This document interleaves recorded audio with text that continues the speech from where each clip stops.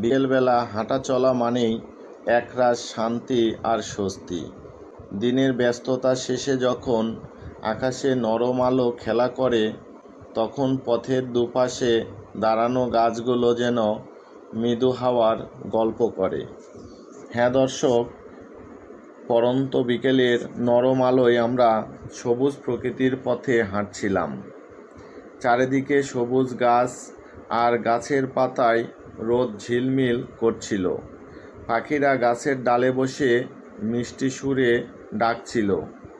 হাঁটতে হাঁটতে আমরা গল্পে মেতে উঠেছিলাম, আর প্রকৃতির অপরূপ রূপে মন ভরে গিয়েছিল। পাখির কূজন আর ফুলের সুবাস প্রকৃতিকে করেছে আরও মোহনীয়, প্রাণবন্ত। এর মাঝে দাঁড়ালে মনে হয় প্রকৃতি আমাদের সবার প্রাণের ঠিকানা, শান্তি আর সৌন্দর্যের চিরন্তন উৎস।